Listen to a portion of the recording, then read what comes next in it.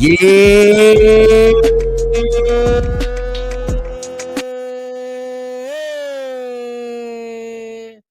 We are back. We are back. Woo! Yeah. No Let's Box go. Entertainment bringing to you the No Box Sports Podcast, episode 18. We here celebrating the great team. And I'm one of Yes. the hosts, in case you didn't know, Uncle Doug. And now I'm the original CP3, baby. The original, you better not ever forget it. And in case y'all didn't know why we so damn hype, it's because the Eagles in the motherfucking Super Bowl. Woo! Eagles, Eagles. We not playing no games with it. This is not a drill. This is for real. We are in the Super Bowl going down 2-9. That is in about what? About, I want to say 11 days, man. We going to do the Kansas City Chiefs all types of ways, but we about to get into it, man. First order of business is to revisit this past Sunday, and some would call it a fun day. Oh, man, because we got on the Washington no-name football team like they owed us some money, man. 55-23, man. Talk to them. How you feeling? Man, I felt great, man. We just the only flaw that we had in that game was I think we missed the field goal. Like, for real. Like, I think it's the only flaw we had in that game, which, you know, you've been concerned through the whole playoffs about that one guy. But other than that, like, the defense stepped up. The offense stepped up. Kurt stepped up. AJ stepped up. Saquon stepped up.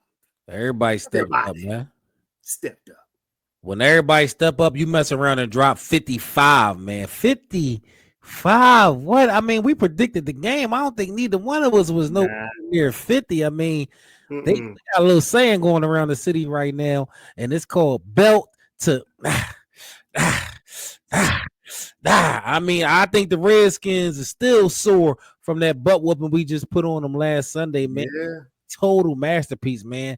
That's what it looks like when all phases of the game come together. Special teams, offense, coaching, man. Everything just went right, man. That was such a great game to watch, and it was crazy because the Commanders came out and actually went on a long drive, man. I think they went on like a 18-play drive, 17-play drive. Converted it, but they got scared and played safe.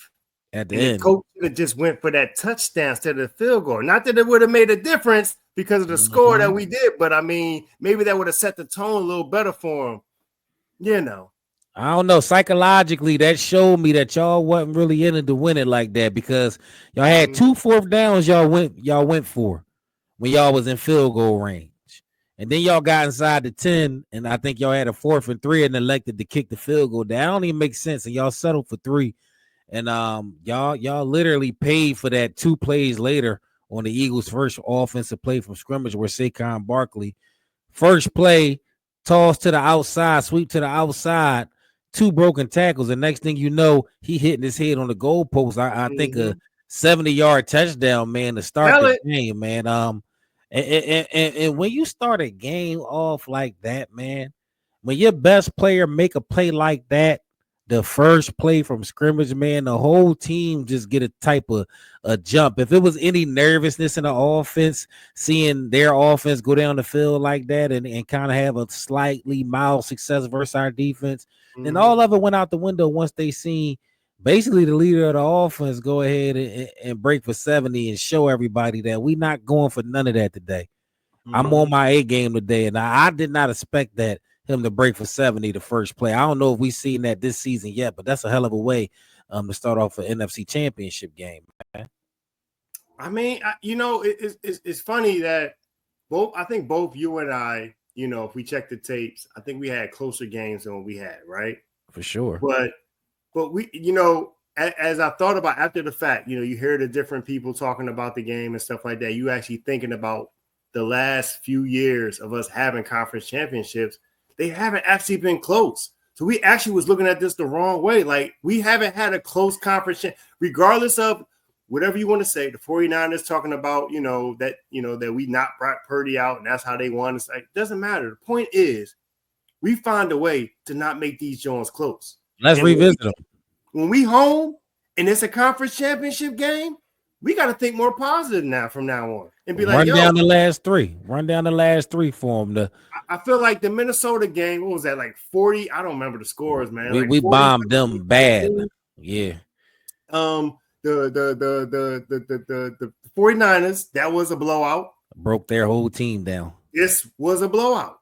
This game, 55-23, was a blowout. Like it was. Like it was close, you know, it was close in the first half, but then that second half, we put it on them. So 3 straight NFC championship games in Philadelphia. Was light work. And I just need Eagles fans to understand there was a time in Philadelphia where we lost 3 straight NFC championship games. Yes. There was. Yes. And we was on that doorsteps and we was hungry for a championship way back in that McNabb era when we was rolling with Andy Reid. So just to be at this place now to where we feel like you better hope that game ain't in Philadelphia. You better hope that game ain't in Philadelphia because you're pretty much going to guarantee to lose at this point. But we ain't got to worry about another NFC championship game till next season. Right now, what we worried about is the Super Bowl. But let's keep running it down, man. Just to go over some stats, man. Jalen Hurts went 20 for 28 passing, 246 yards, 1 touchdown through the air. Saquon Barkley, 15 carries, 118 yards, 3 touchdowns on the ground. Mind you, he basically got taken out of the game early because Will Shipley had over 100 yards too. So you can see what that's worth. A.J. Brown didn't read his book on the sideline today. He went for 6 receptions, 96 yards, 1 touchdown. Just to run down the Commanders, I don't want to be totally biased. Jaden Daniels, 29 for 48, 255 yards, 1 touchdown, 1 interceptions. He also had 6 carries, 48 yards, 1 touchdown. Zach Ertz was their leading receiver. Shout out to Zach Ertz. Might be his last game ever in the link. And it's not really a perfect ending for him, but his last game at his true home, I mean, that seemed about right. 11 receptions for 104 yards. Zach Ertz was hooping. He brought it, man. He was hooping, man. He was hooping. Yeah, he didn't. You can't, if you're a Washington Commanders fan, if you're a Zach Ertz fan, you can't be disappointed. But why he did what he normally does, man. You know what I'm saying? He's been doing that for us for many years. He came in there and try to do it against us, but it just wasn't enough. But he did his part, like reliable. You know, for his age and all that, like you can't get mad at him for what he did. He did his part. Reliable. Not to mention Jalen Hurts had 10 rushes for 16 yards, 3 touchdowns. And just to mention Shipley, he went for 4 carries, 77 yards, and a touchdown. He actually got caught from behind. And at first, I didn't know that was him that broke for that long run. I'm like, look at Saquon looking all slow. But he got caught from behind. But Shipley did go ahead and they let him punch it in. So the offense just was. Hold on, that wasn't even. I'm sorry, but that wasn't even his biggest play. His biggest play was the fumble. Yeah, he actually forced the fumble. His biggest play was the forced the fumble on special teams. Is that 2 games in a row that we forced fumbles? It might have been 3 games in a row that we forced fumbles on special teams. I know Green Bay. We started off the first play. You know, we forced the fumble versus Green Bay. It might be 3 weeks in a row we forced the turnover on special teams. Man, the defense and the special teams is playing super well. This offense was super hot coming into the game, talking about the no-name football team, and we held them to 23 points. Pretty much put a cap on their offense. I mean, we rolling right now, man. Jalen Carter out there looking like an absolute monster. Nolan Smith flying to the ball. Josh Sweat getting involved. Even Jordan Davis making some plays in the middle. Quinyon Marshall absolutely not Quinyon Marshall. What's your guy name? Mitchell. Put some respect on his name. Put some respect on his name. All right, watch it.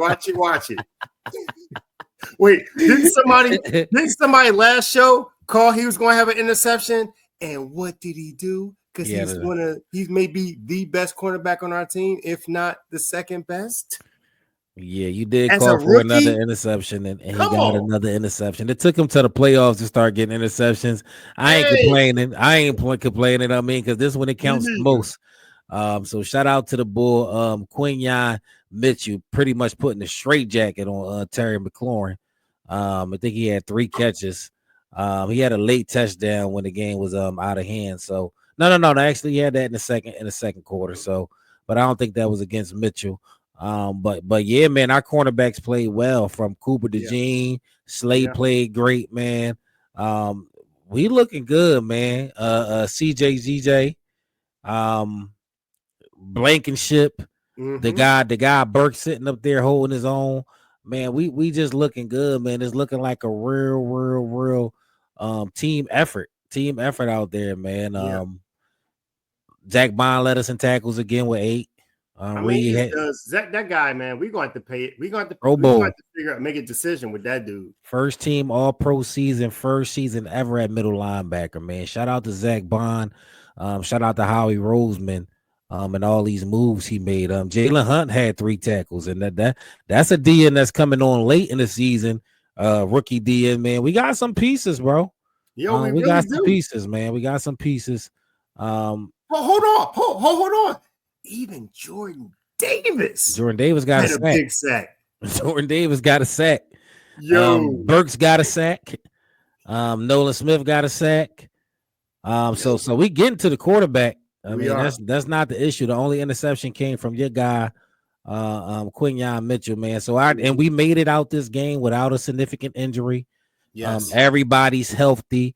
And you know, we held them to 23 while dropping a 55 burger on these mugs, man. The Philadelphia Eagles, man, y'all handle business, man. Y'all handle business. And it's a different type of confidence, a different type of energy going around this fan base right now, man. And we are so ready to go down there to New Orleans and line up across from them Kansas City Chiefs, man. But a big topic of discussion going into this game was our guy Jalen Hurts' health, man. Jalen Hurts' health, man. That was my main concern. You were very concerned. Yeah. I was really concerned. I didn't know whether he was going to be able to be mobile, whether he was going to be able to pull the ball and go for 10. Now, he only had 16 yards rushing, but what he was able to do was escape pressures in the pocket, convert a couple key for first downs, run the tush push effectively. And it doesn't really look like he was hampered that much by that injury, man. He really gutted it out. I don't know Wait, what he only had 16 yards because when didn't he have one of the runs was like what didn't he run for a touchdown like from like a little bit of a distance? That was a 16. Maybe I don't know. That's interesting. Well, he down here for only 16 No, yards rushing. He might have took some sacks, which could have. yeah, because he to your when he did that one run where he That was like a 12-yard one. Remember that one where he ran behind Saquon? I thought about you because we had talked about your concern about how healthy would be. And I was like, yo, that was a 12-yard, that was a 9-yard run. That was a 9-yard run in the third quarter. So I mean, like, yeah, he definitely we gotta stop doubting this dude. We really gotta stop doubting this dude. I mean, he answered the call again. He answered the call again, man. So I'm gonna say it was a lot of people saying that's the Jalen Hurts. He always gets it done. Great game. At the end of the day, the guy gotta win, man. The guy gotta win. He looks similar to how he looked similar in this game to how he looked in Super Bowl in the year 2022, 2022. The last time he went to Super Bowl. I think that was I forget what number that was, Super Bowl. 2022. In 2022, when he was like throwing it, running it, like he looked like that guy is there. It's not a fluke. That Super Bowl game that he had where he looked like MVP, that was similar how he played against the Commanders. He threw the ball, he ran the ball. Mm-hmm. He found the receivers. He found AJ. He found Devontae. He looked very similar. And so it's like all the people talking about, him, only being able to run, the question his passing. Nah, man, just stop. Like, just stop with the doubt. Like, we need to just enjoy the ride, pause, and just just believe in this dude. Like he is the winner. He is a winner. Have faith in Jalen Hurts. What you saying?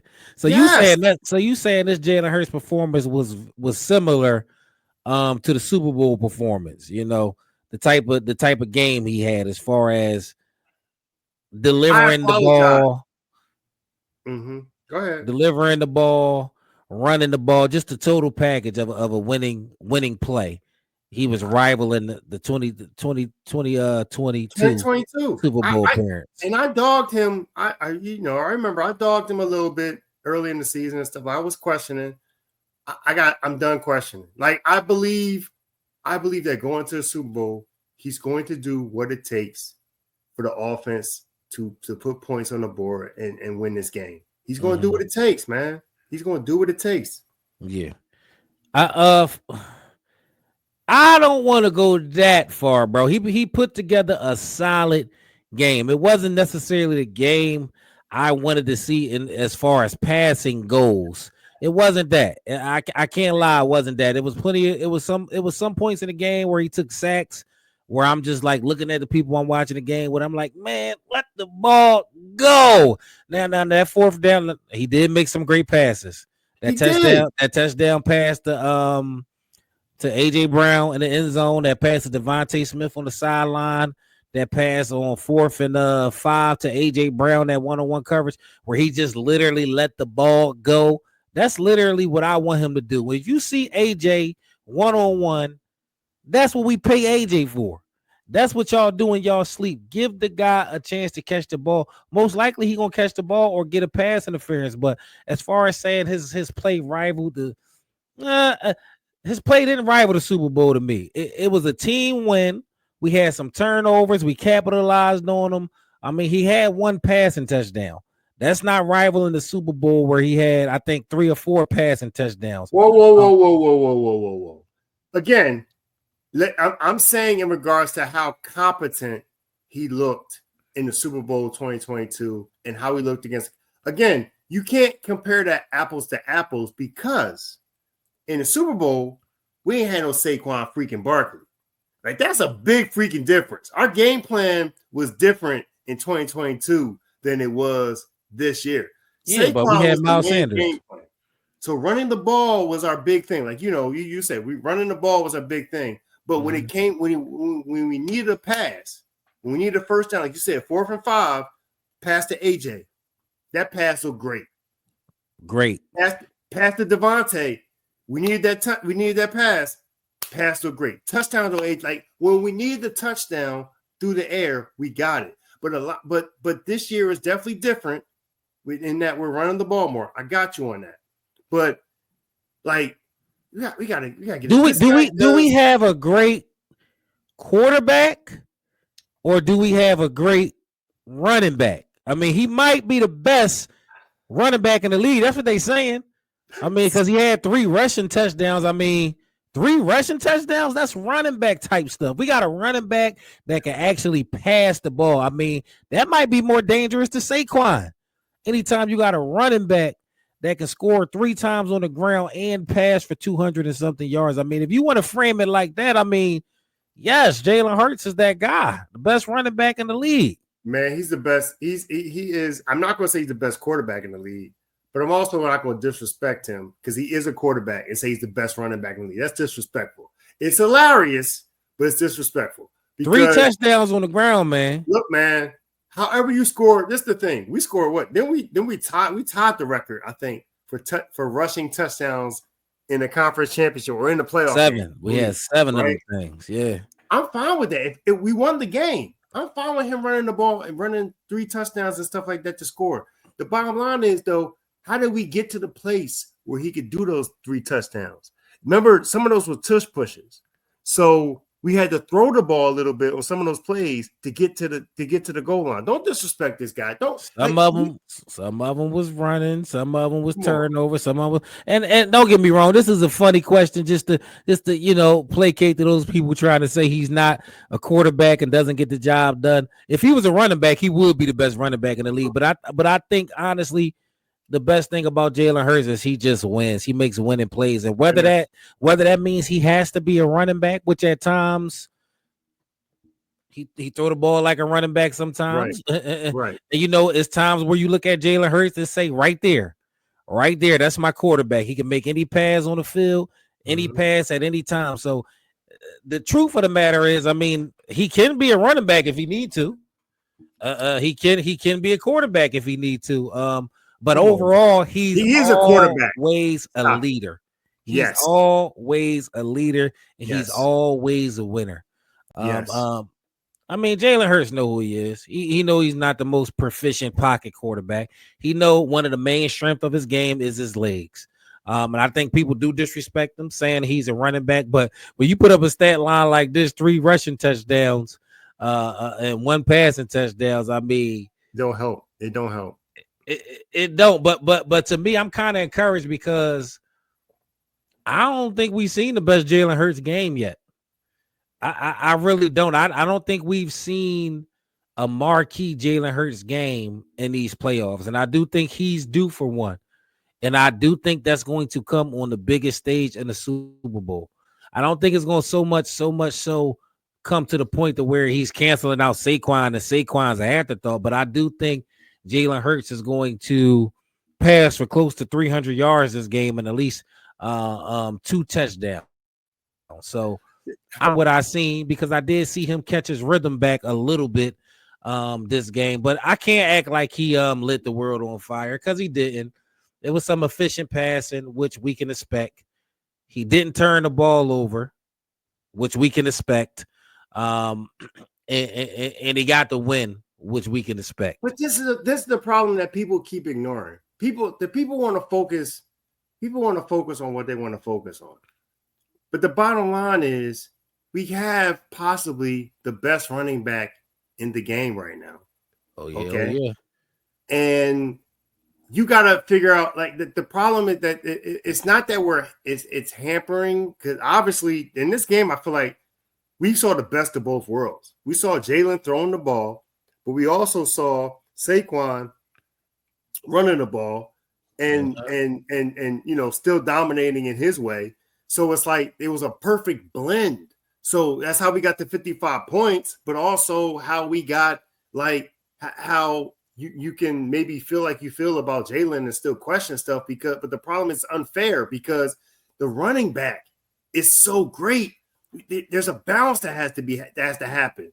My thing is coming to this game at Super Bowl, the Chiefs got to be way more worried than they were in 2022. In 2022, we had Miles freaking Sanders. He ain't no Saquon Barkley. We had Kenny Gainwell. Kenny Gainwell ain't bad. Don't get me wrong. He's not a bad player. He's Kenny good. Gainwell got nicked up. You know, but he ain't Saquon Barkley. We got Jalen Hurts, AJ Brown, Devontae Smith, and now we got Saquon. So before we was looking good 2022 with our passing game, doing what we had to do to put points on the board, but now we got Saquon. You're right, Saquon Barkley. And you can't rush for 2,000 yards, almost break the record, and expect the quarterback to have a lights out year too. That's kind of like crazy to think, and it is a cause and effect. You can't have superstar Saquon and superstar Hurts, and I do think Hurts has taken the back seat, which caused him to be out of rhythm passing. Watch, I do think he is a rhythm passer. I don't think he's the passer that just turns it on like this, like a Patrick Mahomes when he needs to. But I will say he got the job done. He answered the call again. So we're just gonna go ahead and take that off the screen. He is not a running back. Even though at times he can play like a running back, he is a quarterback, he is a leader, he is a winner. And at the end of the day, he got the job done again. And I'm starting to not care how it look. I'm getting to that point myself, man. I don't care how it look, and I've not seen him do it many different ways. So at the end of the day, I'm getting more and more comfortable with him leading the squad, man. I do need to see one more game if we can survive with this type of playing style. But I feel good, I feel good, man. Hey, if Lamar Jackson had a game like Hurts, meaning like no turnovers, maybe they'd be in the Super Bowl right now. If he, you're right, Lamar Jackson, and you cannot underestimate him protecting the ball. He has done that all playoffs. Yeah, we dogged him in the beginning. We dogged Hurts in the beginning, and ever since he said He tightened up the turnovers, and when we need him to pass, he passed. Like my thing is, the dude learns. Not only is he a winner, but he does correct as long as the coaches let him do it. He corrects his mistakes, man. We gotta give him props for that, man. We do gotta give him credit, and I mean, I know he is hearing the press clip and he like, I'm taking care of the ball. You know, I'm out of rhythm. I'm handing the ball off. I'm getting the win, and y'all still ain't happy. What more do you want from me? That's why he said that passive aggressive comment about the straitjacket. That was passive aggressive, but I understood. We understood it. We understood why he said that. We understand it, man. It's a tough city to play for. Yeah. It's damned if you do, damned if you don't. We just so passionate about what goes on that football field. A lot of us live and die behind this Eagle Green, man. We put our heart and soul in this, so we want to see it look the way it's supposed to look, or the way we think it's supposed to look all the time. But at the end of the day, none of us gonna complain about a win. And Jalen Hurts, you've been really balancing all that criticism well, and all the demands of AJ and Saquon and the play calling well, and you got us here in the Super Bowl, man, for the second time in 3 years. So you definitely do deserve a hand clap. Not too much. You still got a job left to get done. Yep. Be happy right now, but you know, I ain't even gonna speak it, but you know the job ain't done. Y'all been echoing that the whole time. Now you got one more call to answer. But this team, man, they came out sharp. They came out ready to play. And for real, the Eagles team came out ready to play the whole playoffs. Really the whole playoffs, man. We've been scoring the first quarter. I know we was notorious a slow starting team during the regular season, but the coaching staff went ahead and turned that around and got this team ready to play on all phases of the game, man. And coaching was a big point of contention. Going into this playoff. That was one of my biggest concerns. You know, will Sirianni keep it together or make the wrong decision at the wrong time? But it's looking like me and Sirianni is the captain of the yacht, and he on the boat, man. Sirianni is holding it down, man, to the point to where, you know, probably the best start in franchise history as far as winning goes. Yeah, definitely the most wins since becoming the head coach. I mean, I don't want to say that. Probably the most wins outside of the Chiefs, because the Chiefs has been in the Super Bowl. They are going for a three-peat. The second Super Bowl appearance, man. But Sirianni, man, he getting the job done. Do we owe him an apology? I mean, he caught a lot of criticism, man. I feel like no. I feel like we don't owe him an apology. And the reason why I say that is because early in the season, he did make mistakes, and we did what we normally do. We call you out. One thing I feel like this is the problem, just like when it comes to, you know, relationships and friendships and stuff like that. It's okay to call people out. Yeah. You know what I'm saying, when they messing up. And so it's not an apology. It's just that we have to appreciate that he corrected his mistakes. You know what I'm saying? That he did. That's all. It's not we don't need an apology. Yeah, I mean, he doesn't deserve an apology. He was messing up at the beginning. And sometimes I feel like if memory serves, he admitted how he messed up. But the great thing about him is that he corrected his mistakes. Now, if you want to say, do we apologize for thinking about letting him go after last season? Sure, that's what you want. That's what you talk. Because that was the talk. It was like, do we need to give him another year? But it's like, you know, if you want to apologize for that, sure. But it's like, he corrected mistakes this year, man. So we called him out as fans. We wasn't happy with some of the whole going for it when you should have gone for the field goal. No. Make smart decisions. And he has. He has brought this team together. And, you know, he has found a way to not only keep this team focused, keeping it, like you said before, reading the books with AJ, like keeping the guys focused, keeping the guys thinking about the main thing being the main thing, as they say. That's a fact, man. Sirianni, just to run down the list, you cleaned up the fluky, the wishy-washy, going for it. Points on the board, basically. You cleaned that up. You don't really leave points on the board no more. Yeah. You handled all the media scrutiny well with Jalen Hurts. You kept this team together through the little adversity that we did face media-wise. Yeah. When there could have been some tension, you really kept your guys together. Some stuff leaked out. Yeah. But it didn't get out of control. You put coordinators in place. You kind of let them do their thing. And this team got better and better. You changed up the play. I know you're not the offensive coordinator, but I'm sure you had a hand in changing up the play calling when Hurts was going on that turnover roll. We went more conservative, went with Saquon. So that's 4 or 5 things I just named off that Sirianni adjusted to this season. And we haven't been really, we only had one loss since, and that was really when Jalen Hurts got hurt. So this team has really been trending up. And Sirianni is a big reason why we don't owe him an apology. I'm not into apologizing prematurely. I need to see real change. And to me, real change is win or lose. We need to get in the Super Bowl and not make those same mistakes and put our best foot forward. Win or lose, as long as we don't beat ourselves, we can give Sirianni an apology. But I can't do it yet. We got one more game. I ain't about to shoot the load too fast. We gotta literally don't want to do that. We gotta literally get there and have business in the big year where it matters most, because it won't matter if we get in this game and you revert back to old habits. But so far, I gotta give Sirianni a salute, man. For sure. Sirianni, a salute, man. You coached this team to the point to where they came and dropped 55 points on the Washington no-name football team, man. And speaking of 55, man, it's a 55 that might be potentially returning, man. Brandon Graham, potential Super Bowl return. You know what happened last Super Bowl? Well, not last Super Bowl, the Super Bowl before last. Yeah. The Eagles actually won the Super Bowl. Brandon Graham was actually the one that sacked Tom Brady to bring that game home, man. So how you feel about Brandon Graham coming back? You feel like it's a thing, or you feel like it's just it is what it is, an extra body? I mean, well, first of all, the other part about that is when he got hurt, the bull was balling before he got hurt. I forget what game that was. I forget.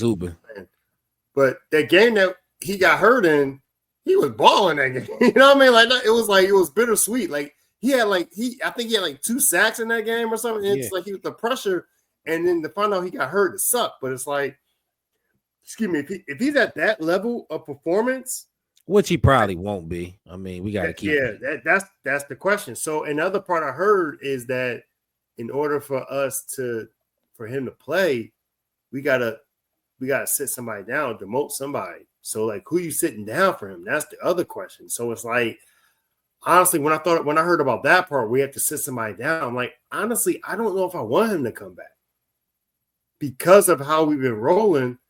I feel like, is that going to mess it up, especially if he's not at 100% or no. When you say sit somebody down, it doesn't have to be somebody that's playing. It could be a special teams guy.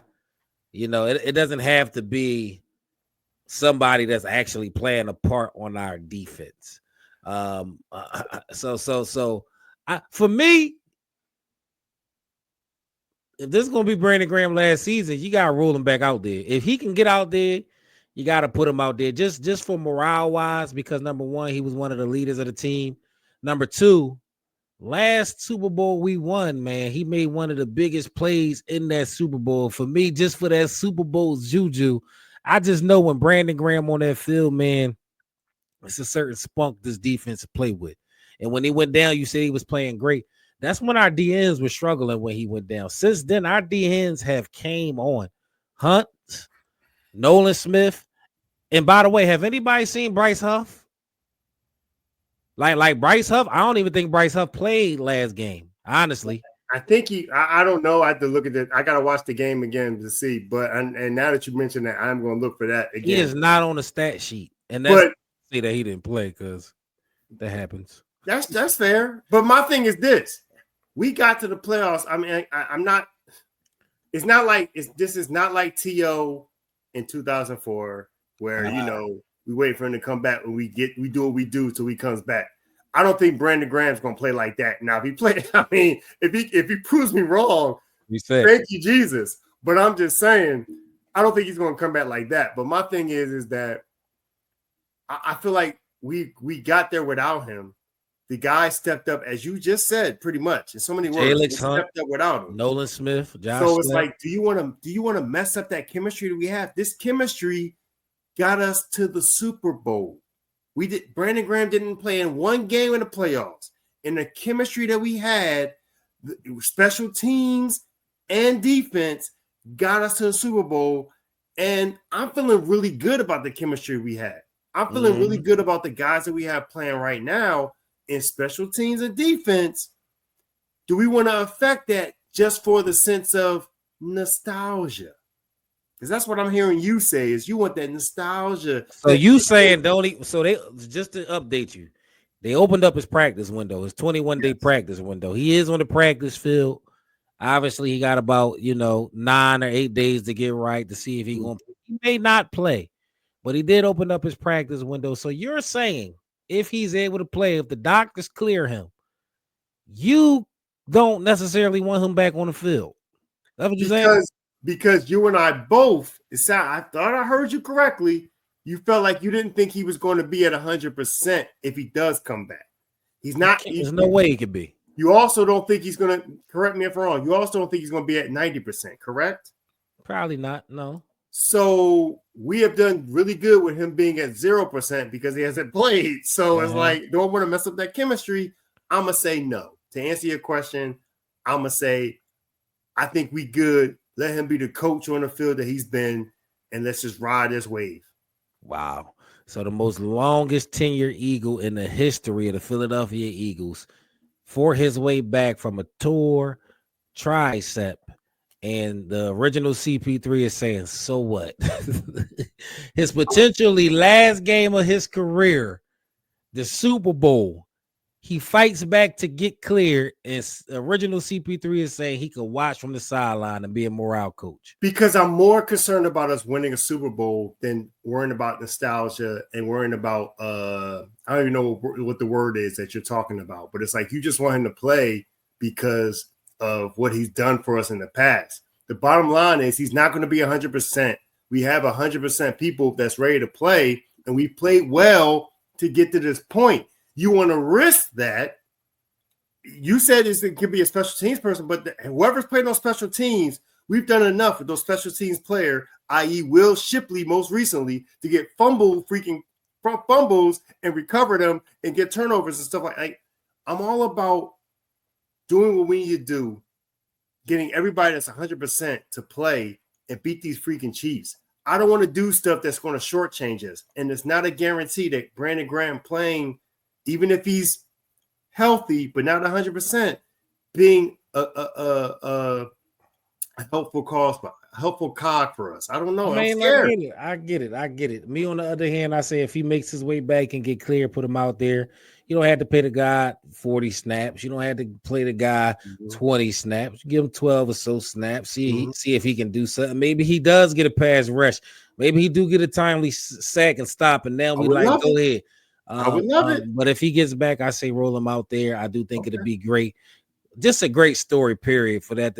I'm thinking about like overall morale, history, the story of it. But if it, I'm not saying roll him out there for 40 plays. I'm not saying that. Give him 10 to 15 snaps. Let's see what he got. I mean, we got the guy 97. I forget he got an African last name, but he kind of just out there. I mean, it ain't like I forget his name, man. A Jumbo or something like that. Yeah, I think I know you're talking about. But if you're talking about just the story, it would be a great story. I'm with you 100%. And then what if he wound up making it? Dog, he sacked Tom Brady to win a Super Bowl. Like, how would you not want that on the field? If he did it again on Patrick Mahomes, that's awesome story. That's like saying if Nick Foles was going to come back and be the quarterback for this game, you're going to say no. Okay. No, you ain't going to say no. Foles should start this game if he wanted to. Okay. If he told me he was in shape and ready to go, I'm down. Okay. BG, man. BG, if you can get out there, man. We're gonna monitor the situation. Definitely keep our eyes on it, moving up to the game. But that is a storyline going around. We got so many storylines going around, man. So many storylines going around. This just feels real good, man. This Eagles bunch, man. This feels like a great team to us, man. Like it's not many weaknesses. We sitting up here talking about maybe you shouldn't bring Brandon Graham back. I mean, what type of that speaks to our depth and to our team. Anytime we sitting up here saying, "Don't bring Brandon Graham back," or he's saying that. And on that note, man, is this the best Philadelphia Eagles team we ever seen, man? Because some might say, man, from top to bottom, roster wise, they don't know if we ever been this strong as a team, man. I don't know. That 2014 was really good. That 2014. I know they didn't win it, but that 2014 was really good. They had a great quarterback. I still believe he's a great quarterback. Donovan McNabb. They had a Hall of Fame wide receiver. T.O., my favorite wide receiver of all time. They had Randy Moss, but whatever. T.O. guy. Okay, that's fair. He's not better than Randy Moss, but T.O. or Moss. Okay, got you. All right, that's fair. All right. We had like 3 running backs. Was it Westbrook? Like we had 3 good running backs. Walter, Staley. Was Staley in that? I think was Staley in that championship. I think you're right. But so yeah, like you know what I'm saying? Like, yeah, I think Deuce was at the end of his career, but yeah, I think he was in that. I have to look that up. So like tight ends, we had some good tight ends. We did. Was that Selleck or I think that was that was Chad Lewis. Chad Lewis was still like I think he got hurt. I think he was hurt. He wasn't able to play, but like he in regards to team, he did start that season. So it's like he was good. LJ had a Smith, great O-line. Great O-line. LJ Smith, yeah. We had our quarterbacks we had 2 good quarterbacks. Come on, man. We had two good cornerbacks. We had 2 great cornerbacks. Airman. Man, I don't know. That 2014. We had Javon Curse. We had Trotter. We had Hugh Douglas. Yeah. We had some players, man. Hugh Douglas at that point was like Brandon Graham. He was like a backup. Like he wasn't even starting at that point when he played on Yeah. We had what's the big tackle? The big tackle we had 98. No, we had somebody. We had some good defensive linemen on that team that was starting. With Trent Cole, was he on that team? Trent Cole might have been on that team. Or was it somebody else? Derek Burgess. Was it Derek Burgess on that team? I believe Burgess. I believe Patterson was on that team. What's the big bull? The big bull. 78. He used to have an afro. The D tackle we used to have. He had a little hair. What was his name? Not Simon. I think Simon was on. Hollis Thomas. Hollis Thomas. I think was on there too. I think he was. We had B-Dog. We had definitely B-Dog. And we don't have nobody like B-Dog on this team right now. Now, come on. Damn, who was on this? Was that? I don't think that was Shepard in them era yet. Was it Shepard in them? No, Shepard was on there. Yeah. It was Shepard and I'm gonna look this on up now. You got me up here looking up these players now. I know Troy Vincent. That was he might have been done by then.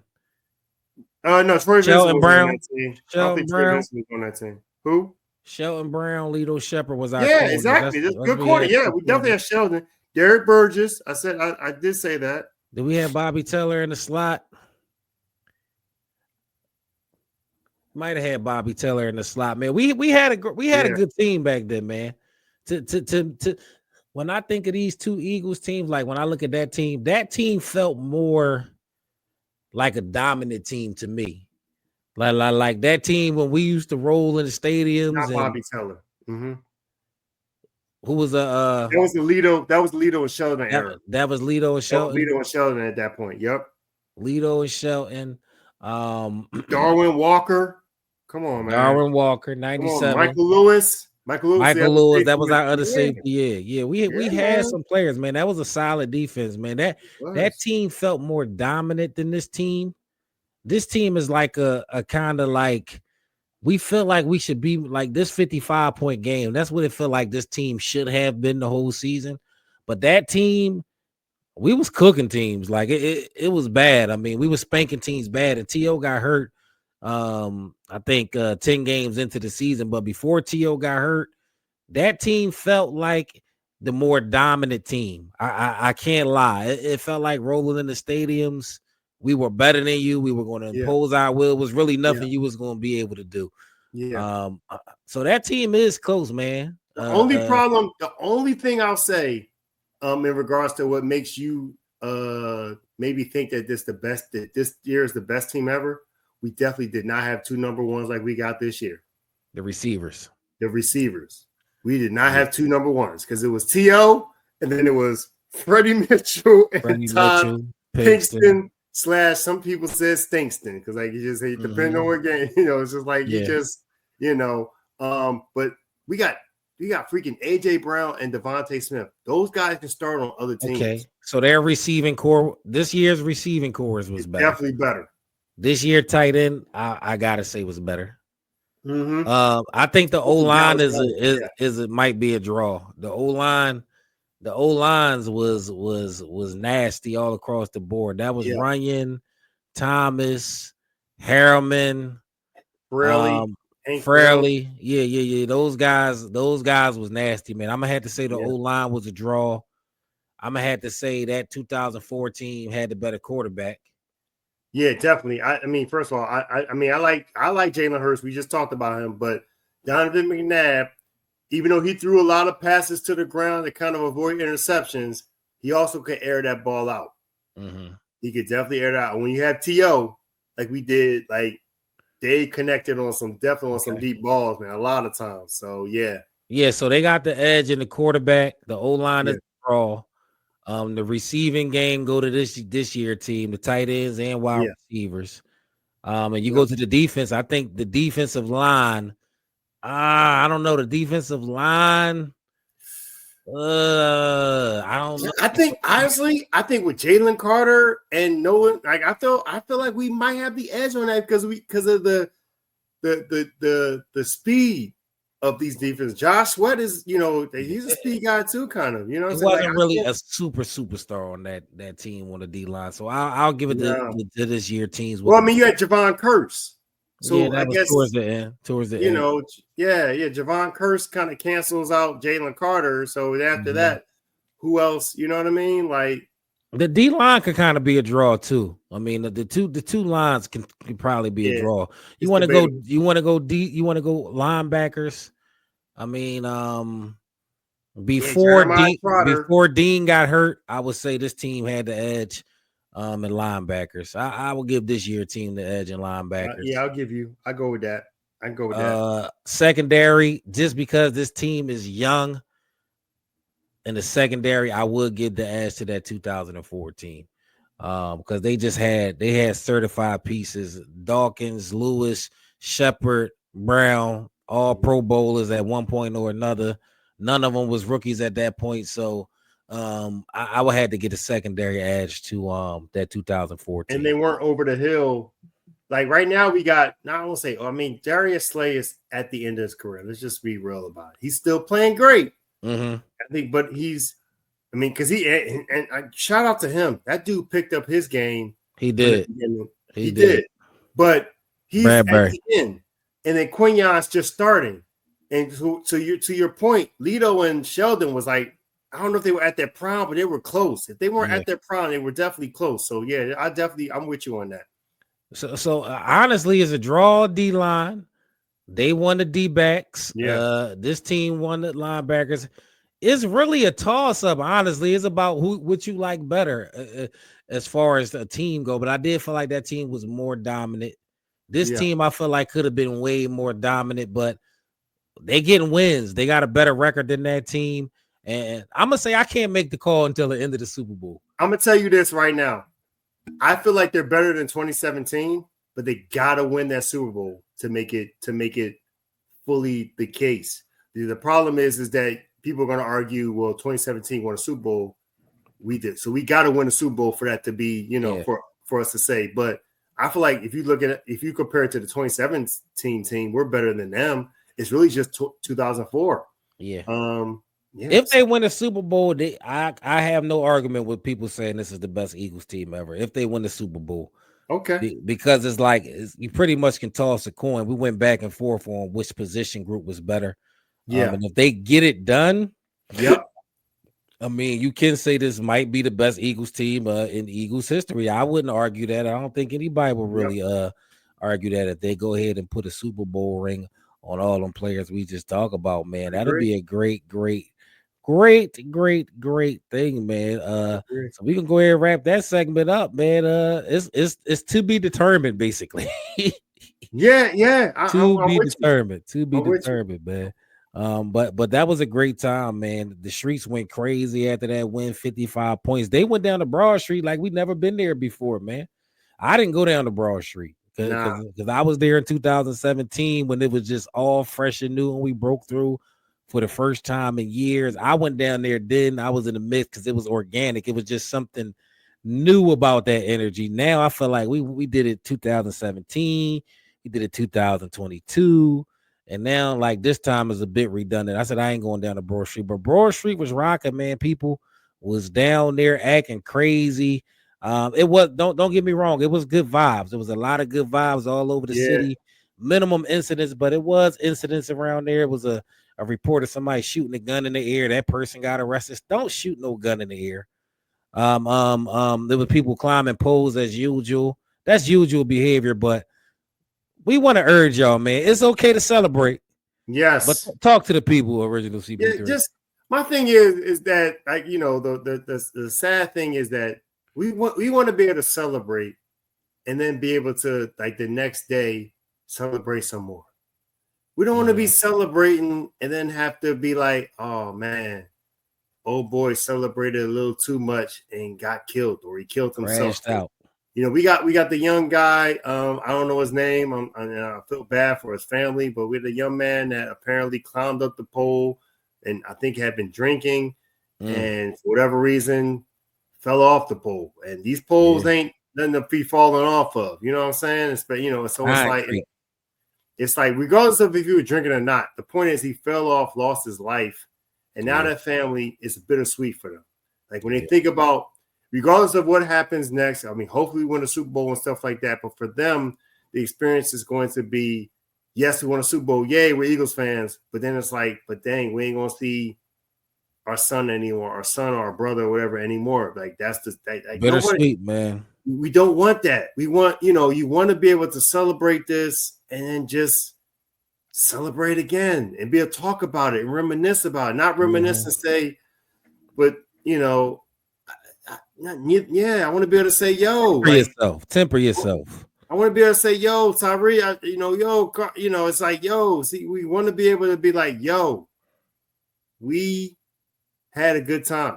You remember that? You remember how you felt? Like we, you know, reminisce on it, enjoy it, reminisce. This ain't our last one. Let's act like we've been here before. Anybody that's an Eagles fan now that's able to go to Broad Street and celebrate, you seen 2017. That was only 7 years ago. So let's act like we've been here before. Let's operate with common sense, even when we got some drinks in us. RIP to that young man and his family. There's no reason to be shooting no guns up in the air. Them bullets come down and they gotta land. And there's too many people out there. Like let's operate with some sense. And 99% of y'all did. We just talking to that 1% that may be a little bit too loose with it. Celebrate, please. But please be safe. Because the only thing we want to be celebrating is the Super Bowl win. We don't want to have to look back and reminisce on something that's bad. This other thing. This is it's just like Doug said, you know, this the new norm. Let's not only just celebrate this Super Bowl win, but let's celebrate the other ones that's gonna follow. But you can't do that if you're doing crazy stuff. That's, you know what I mean? Like come on now. Let's get used to it, man. We getting this Super Bowl vibe, and we getting there, man. We got about 10 days until the Super Bowl. So we getting closer and closer. We getting in that Super Bowl vibe, man. You know, we ain't gonna preview the Chief game yet. We're gonna talk about it lightly, but we're not gonna get into it just yet. But early feelings, Kansas City, Philadelphia, you know, it's going down February 9th, 6:30 kickoff. 17-3 Eagles versus 17-2 Kansas City Chiefs. The reason we played one more game with them because they had a bye, we didn't. What's your early feelings about this game, man? Hey, early feelings. as long as first of all, as long as the networks and the NFL don't try to do no shady stuff. You know, I don't believe in conspiracies, but for those that do, as long as there's no fixes going in, I honestly feel very good about our chances. Like I feel like the network's gonna be disappointed. I'm feeling good too, man. I feel like they want a close game. Like that Super Bowl we won 2017. That's one of the best games ever. It was a win-win. It was a win-win for us and the fans, but it also was a win-win for the casual fan because of a lot of offense. It was a close game. It went down to the wire. The networks loved that. Unfortunately, the way my vibe feeling right now, that ain't happening. What you mean that ain't happening? We gonna cook them? The defense is gonna show up and show out, and we gonna put Patrick Mahomes through some changes. It ain't gonna be that close. I ain't saying blowout, but 14 points ain't a close game. Oh, 14-point win ain't a close game. I'm just saying. Oh man, you think we gonna handle the Kansas City Chiefs? They all this talk about Patrick Mahomes and all that, they're gonna be like, oh, you hold on. You remember, I don't know about you, maybe you don't remember, but you remember that Denver-Seattle game? They was all hyping it up. The Denver offense versus Seattle defense, Legion of Boom. Ooh, it's gonna be great. It's gonna be great. And what happened? Seattle. You talking about Denver-Seattle, right? Yeah, that was Denver, bad. And what happened? That was not bad. A close game. It was not a close game. Oh man. I don't think we're gonna blow them out. I can't get myself there to think we're gonna steamroll them because I mean they if we gonna play the number one defense. If we play the number one defense yet? No, they haven't. Okay. They haven't.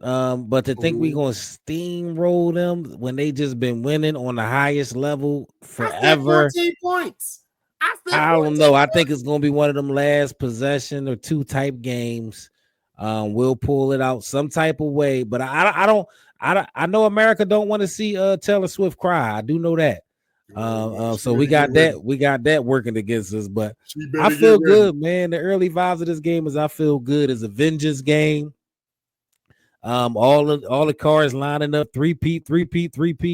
And what better city to come and kick the door down and mess up them plans than the Philadelphia Eagles, man. So I'm feeling like we about to crash some parties. I'm feeling like we're gonna be. I'm sorry. Who's at the halftime show? Kendrick Lamar. Kendrick Lamar. I'm sorry. They not like us. They not ready. Oh man. They not like us. They not like us. LGSESE. Drake watched this podcast, man. Don't say that. Don't say that quote again. Drake watched this. But we feeling good. I think that's what we coming to the conclusion of. We both feel good, and the reason we not going in depth with the Super Bowl analysis right now is because we doing the podcast live, a live stream the day of the Super Bowl afternoon, early afternoon. So y'all make sure y'all tap in with us. Y'all make sure y'all following us at Uncle Dud TV, the original CP3. Make sure y'all following us on YouTube, Uncle Dud TV. Make sure y'all tapped in with us on Facebook. We gonna stream the day of the Super Bowl. We gonna go into the analysts, the last minute injuries, the news update, our official Super Bowl predictions, and all of that. But the early temperature check-in, man, we feeling real green on the scene going into this Super Bowl. Yeah, man.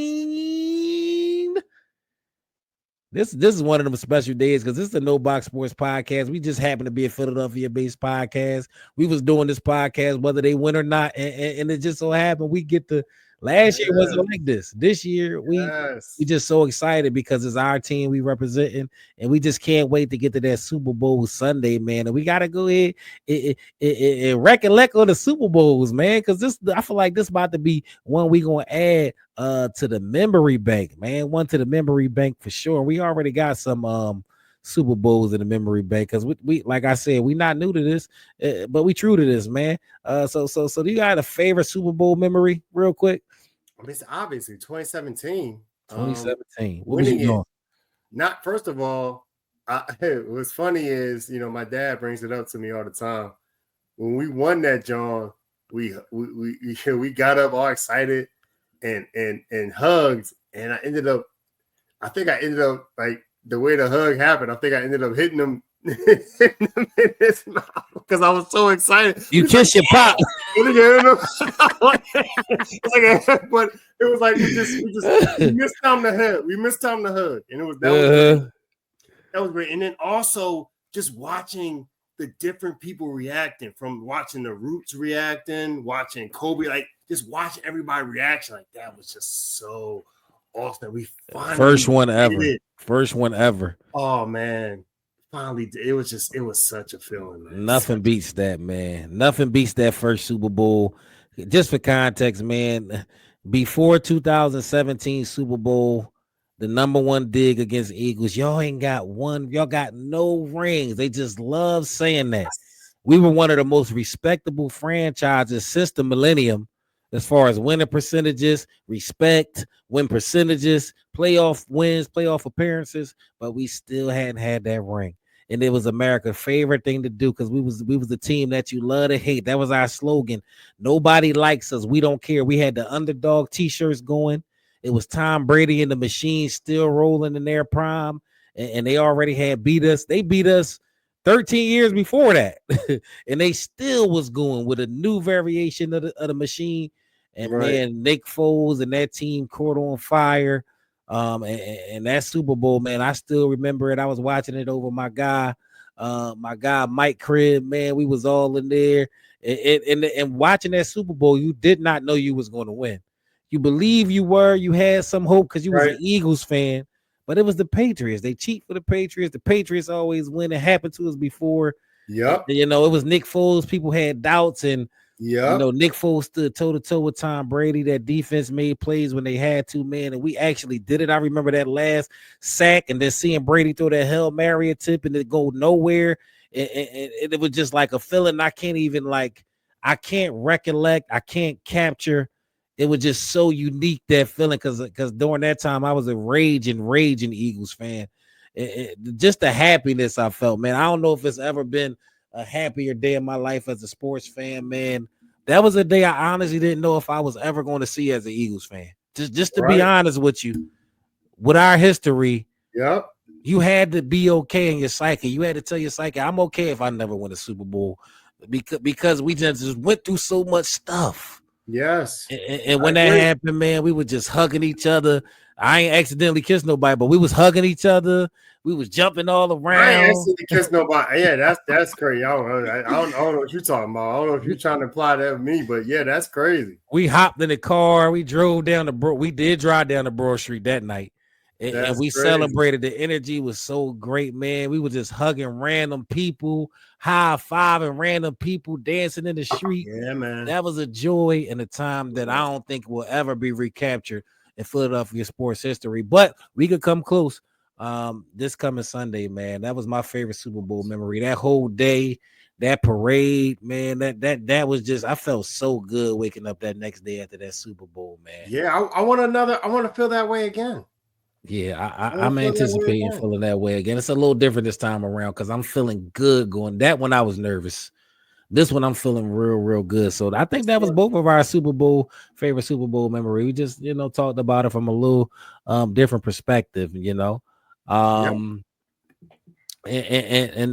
on the Super Bowl vibes, man. So we got to talk about the Super Bowl spreads, because everybody gonna be having their Super Bowl party. I know everybody's celebrating their own way. And as you should do it the biggest you ever did it this year, watching the Eagles. Whoever you was watching the games with this year, whoever you got the good vibes with, make sure you link up with them. And I already know y'all getting that food menu together, so we're gonna talk about it real quick, man. Build your perfect Super Bowl spread. What is the must-haves when you watching the Super Bowl? You're Philadelphia Eagles. What must you have on February 9th? I feel like this on the nose, but you gotta have wings. Got to. Gotta have wings. Non-negotiable. Especially as the Eagles fan, right? Gotta have wings. I like a little hoagie spread. I like a sandwich spread. I'm not a vegan, so I like a sandwich spread. I like a hoagie spread. You know what I'm Hoagie saying? tray. You know, where you get the, you know, you don't even you put your own oil and all that stuff. Like, you know, one thing about the hoagie spreads I've had at my family's in the past is you got the oil and the mayonnaise. You do you know, you hook it up yourself. Peppers, your onions, your you hook it up yourself, however you want it. I like that. I like the wings. You know, you can however you want to do the drinks and stuff like that. You know what I'm saying? You need the drinks. Come on now. Yeah, but it's like, yeah, I definitely want the wings. You want the hoagie spread. If you got, that's for me. I don't know what you got. I don't know how y'all do it, but I echo the wings. Yeah, I echo the hoagies. You need some type of sandwich. To me, sandwich or pizza, you gotta have one of the two. You ain't gotta have both. But you need a quick food that you could pick up with your hand and eat and jump around with. You need something like that, something mobile you can party with. So wings, either the hoagie or the pizza. And for me, I need some type of dip. I need some spinach dip. I need some buffalo chicken dip. I need some type of dip. And as far as food go, that's all I really need. You gotta have the wings on deck, some type of dip. And like you said, the hoagie, or we can add pizza in there, and you must have the drinks. You must have the drinks. You cannot watch the Super Bowl without the drinks unless you don't drink. And if you even if you don't drink, you got to make yourself a mocktail. Turn it green or something, man. You got to have something that's sizzling. Right. You got to have a drink. You can't watch the Super Bowl without a drink. Is it even a Super Bowl if you ain't drinking? I don't mind. Now, if we talking about snack, you got to have some snacks too, because, you know, you're not going to eat just all the pizza and the wings for the whole, like, you know, maybe some snacks, got some chips, something like that. You know what I mean? Some kind of snack. Like, bring some snacks too. Like, whoever's supposed to bring whatever we need the snack person too. Chips and dips, you know? Yeah, you know? I'm with you. Bring you some. If you from Philly, go get you some pretzels. You know, you know, we could do that. You could get real freaky with the Super Bowl spreads. No, we can get into the cheesesteak rolls and all types of stuff. You know, we can get into it. But I'm saying the essentials. The essentials. Yes. But yeah, that's pretty much we pretty much agree. And I just want to emphasize: don't forget the drinks. Don't forget the drinks. Do not forget the drinks. And because I know y'all not going to forget the drinks, I got a drinking game for y'all. We got a drinking game for y'all. We probably gonna give y'all 2 drinking games. We're gonna start with one now, and we're gonna give y'all one the day of the Super Bowl. But I'm gonna give y'all an official drinking game of the Super Bowl, the official No Box Sports Podcast drinking game of the Super Bowl. And the drinking game, in case you don't know, is you got to take a drink every time this certain thing happens. You can pick anything. You can say every first down, which would be crazy. That would be crazy. You can say every touchdown, every field goal, whatever you want to do. Do you even finish the game if you do every first? You better be taking a sip every first down, and you can moderate it however you want. It could be a sip, it could be a shot. It could be a cup. I don't advise a cup or a shot, depending on what your drinking game is. Yes. But just one real quick. We're gonna give y'all another one the day of the Super Bowl. So make sure y'all tune in for that live broadcast. But every time this happens during the game, you gotta take a drink. No ifs, ands, or buts. You gotta take a drink, whether it's a sip, a shot, or gulp. Every time Jordan Mailata help Saquon Barkley up after a run when he's on the ground, you got to take a drink. Any running back. Gainwell, Shipley, Barkley. He probably like, that's so random, but trust me, every time Jordan Mailata help a running back up after a run, you have to take a drink. And if you're doing this with us, make sure you tap in with us. Make sure you comment on this and let us know how that go. You should be feeling real nice at the end of the Super Bowl because Mailata love helping his running backs up. Hey, well, the way I feel like we're going to play, you may not make it to the first half. He rushed for 20 times in the first half. He going to help him up at least 10. Right. Mailata don't play about his running backs. Right. At all. He does not play about his running backs, man. But yeah, that's the official drinking game of the No Box Sports Podcast, man. We got a lot more content coming from you. And in case you didn't know, in case you was asleep during this episode, we are going live the day of the Super Bowl. So y'all make sure y'all tap in with us. Y'all make sure y'all right there with us, and y'all got those notifications up there. I hope you find somewhere safe to watch the Super Bowl, because this will be a great Super Bowl matchup, man. And if you don't got nowhere to watch the Super Bowl, man, make sure y'all tap in with me. Go follow me at Uncle Dud TV, man. I'm throwing the official Super Bowl watch party that's going to be off the chain, man. I know we've been running over our time, but let me throw it up there real quick just to show y'all what I'm talking about, man. Super Bowl watch party. Look at that. Chiefs versus Eagles, man, at Scooby's Lower Level Lounge, Pulaski Hall, man. It's starting at 2. We going until it's gonna be at the party if we win, man. It's gonna be an Eagles $10 special punch there, man. $25 all you can eat wings. Hookah available, man. It was a great time. We had an Eagles watch party for the NFC Championship game. Brought to you by Scooby's, right? Uncle Dud and the Hood Chef 215, man. This went up crazy the last time. So if you ain't got nowhere to watch the Super Bowl in Philadelphia, pull up and watch it with me, man. Pull up and watch it with me, man. It is going down. You hear me? But yeah, man, we are getting close. We are getting close. I know y'all feel that Super Bowl energy sneaking up on y'all. Man, this is the No Bots Sports Podcast, episode number 18. We're not even talking about another team. We got to focus on all green. Yes. All green. This has been the No Box Sports Podcast, episode number 18, talking about that winning team. I'm your one of 2 hosts, Uncle Dud. And I'm the original CP3. The original CP3, you better not ever forget it. And you better not forget that we are coming back the day of the Super Bowl, 2-9, with the Super Bowl No Box Sports Podcast, episode 19, live stream. So y'all make sure y'all tap in with us, man. We getting y'all ready for game time while y'all getting ready for y'all party, while y'all starting y'all drinking early. Make sure y'all come tune in with us, man. We starting the party off right. But that's been all of the podcast episode for tonight, you know.